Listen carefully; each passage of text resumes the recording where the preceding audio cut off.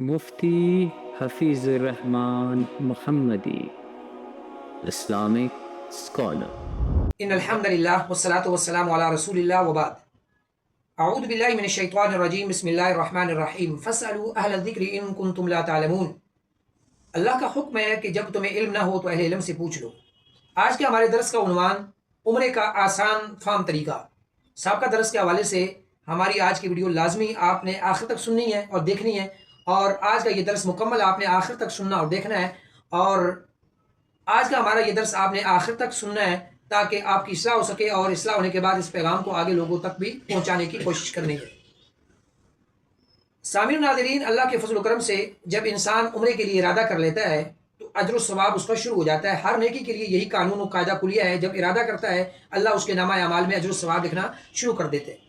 اب جب آپ نے عمرے کا ارادہ کر لیا یا حج کا ارادہ کر لیا تو احرام آپ کا میقات سے پہلے باندھنا ضروری ہے۔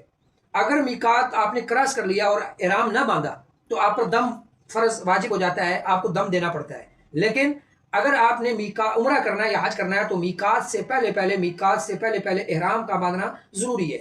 اس لیے سب سے پہلا کام جو ہے وہ یہ ہے کہ آپ نے جب جانا ہے، جس دن نکلنا ہے، اس دن یا اس سے پہلے دن آپ نے اپنا بہترین غسل کر لینا ہے، ضروری بالوں کی، ناخنوں کی صفائی، اپنے جسم کی صفائی کر لینی ہے تاکہ آپ کو وہاں جا کر کے دقت اور پریشانی نہ بنے۔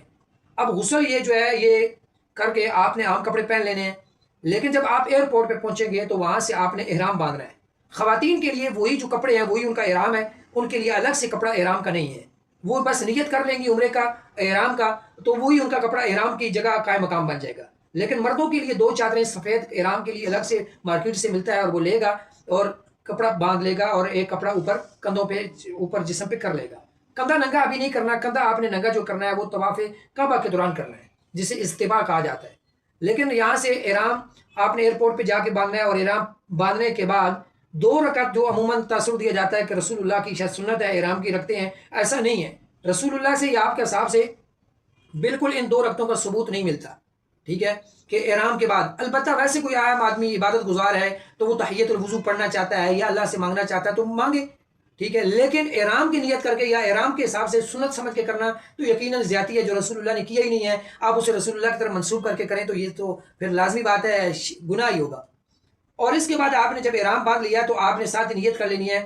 عمرہ اگر کرنے جا رہے ہیں تو آپ نے نیت کر لینی ہے اللہم لبیک عمرۃ، کہ اے اللہ میں عمرے کے لیے حاضر ہوں، ٹھیک ہے۔ اگر عربی نہیں بھی آتی تو عمرے آپ اردو میں بھی آپ کہہ سکتے ہیں کہ اے اللہ میں عمرے کے لیے حاضر ہوں۔ اور اگر حج کے لیے بھی جا رہے ہیں تو عمرہ بھی لازمی بات ہے، آپ نے کرنا ہے۔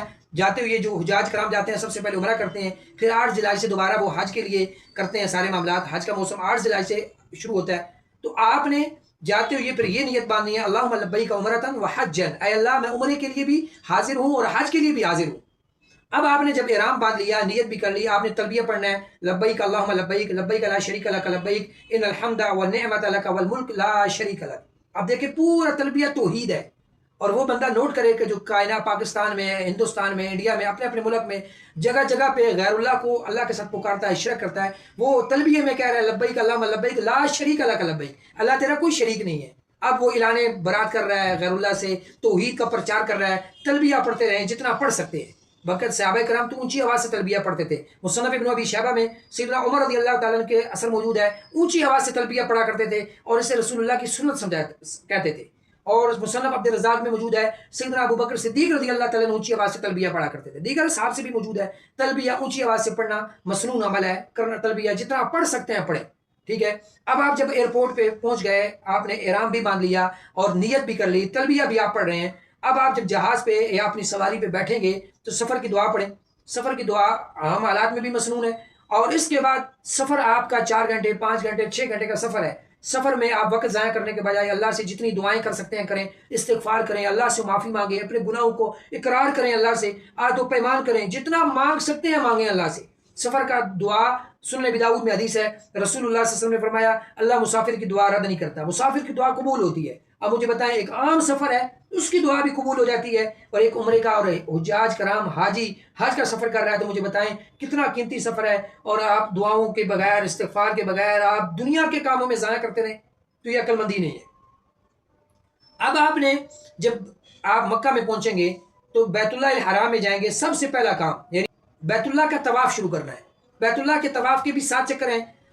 جب آپ بیت اللہ الحرام میں پہنچ گئے، کعبۃ اللہ میں پہنچ گئے، تو سب سے پہلا کام وہاں جا کر کے آپ نے کیا کرنا ہے؟ کعبۃ اللہ کا طواف کرنا ہے. اور اگر آپ کے اندر تھکاوٹ ہے، ذہنی طور پہ، جسمانی طور پہ تھکاوٹ ہے، تو آپ تھوڑا سا ریسٹ کر کے بھی آپ کعبۃ اللہ کا طواف، عمرے کا کام شروع کر سکتے ہیں. یہ نہیں ہے کہ آپ جاتے ہوئے اب آپ جا کے پہلا کام وہ جو کریں، آپ آرام نہیں کر سکتے، آپ آرام سکون سے. لیکن احرام جب تک آپ نے باندھا ہوا ہے، آخری ٹائم تک احرام کی پابندی لازمی ہے. احرام کے دوران آپ ناخن نہیں کاٹ سکتے، بال توڑ نہیں سکتے، فسق و فجور نہیں کر سکتے، کوئی ایسا ویسا کام نہیں کر سکتے جو احرام کے منافی ہو. ٹھیک ہے؟ تو آپ نے جب آپ بیت اللہ الحرام میں طواف کعبہ، آپ عمرے کا کام شروع کرنے لگے ہیں، تو سب سے پہلا کام آپ کا کیا ہے؟ آپ بیت اللہ کا طواف کریں گے. تو بیت اللہ کا طواف حجر اسود سے شروع ہوتا ہے اور حجر اسود پہ ہی مکمل ہوتا ہے. پہلا چکر حجر اسود سے شروع کریں گے، بسم اللہ اللہ اکبر کہہ کے اشارہ کر دیں بوسہ دینے کے لیے. لیکن بوسہ دینا رسول اللہ کی سنت تھی اور سنت ہے اور سنت رہے گی. لیکن آج کے دور میں جو ازدحام، جو رش ہے، تو اس صورت میں بوسہ سے بچنا ہی فرض ہے اور ضروری ہے.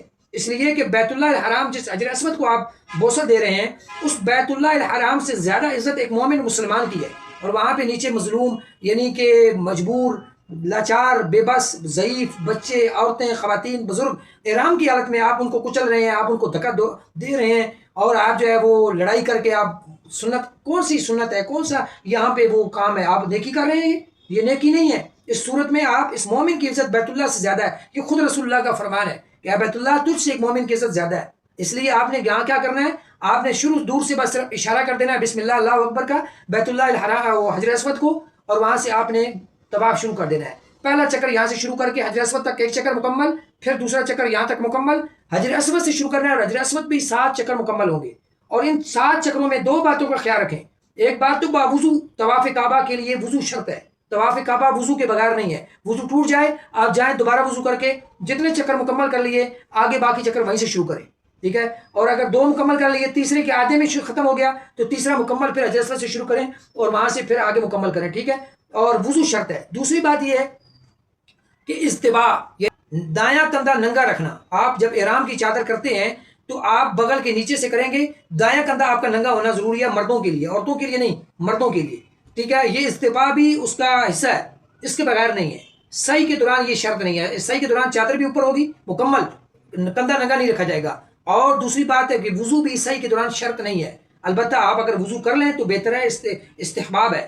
لیکن کعبۃ اللہ کے طواف کے لیے 2 چیزیں لازم ہیں، استباء کرنا بھی اور باوضو ہونا بھی. اور اس کے بعد جب طواف مکمل ہو جائے گا کعبۃ اللہ کا، تو 2 رکعت یہاں پہ پڑھنا ضروری ہے، جہاں پہ بھی آپ کو جگہ مل جائے.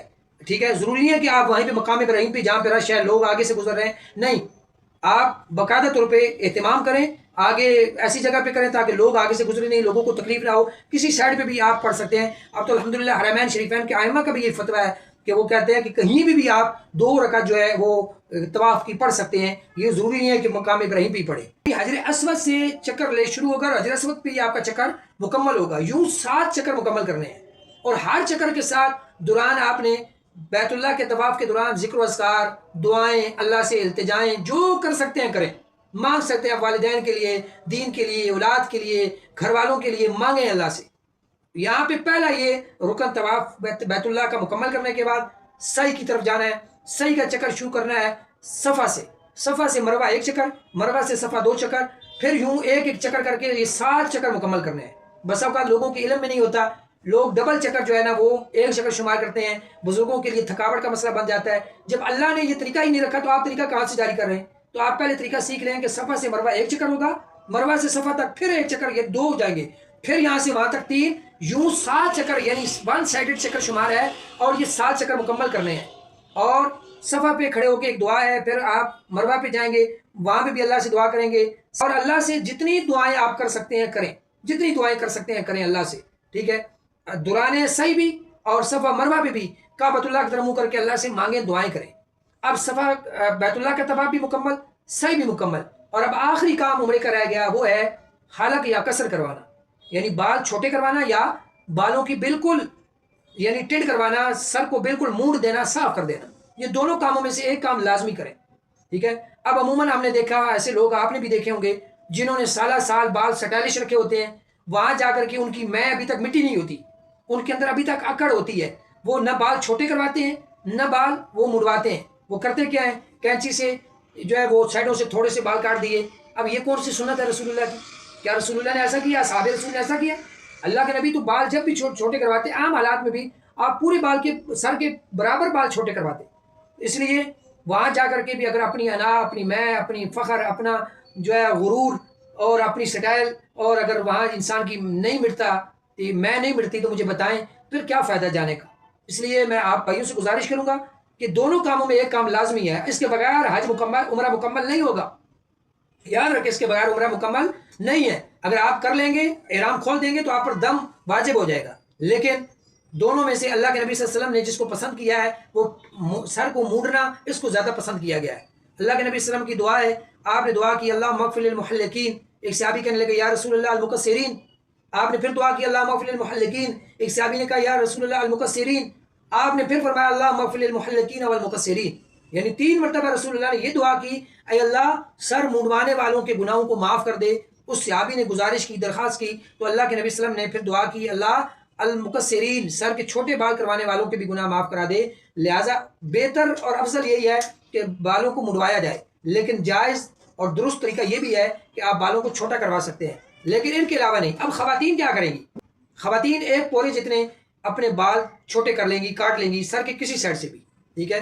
تو خواتین کے لیے، کیونکہ خواتین کو یہ حکم نہیں ہے، جس طرح احرام خواتین کا نہیں ہے، وہ کپڑے جو ہیں وہی احرام کی نیت ہے، الگ سے احرام نہیں ہے. اسی طرح خواتین کے لیے سر کو مونڈنا یا بال سارے برابر چھوٹے کرنا خواتین کے لیے نہیں ہے.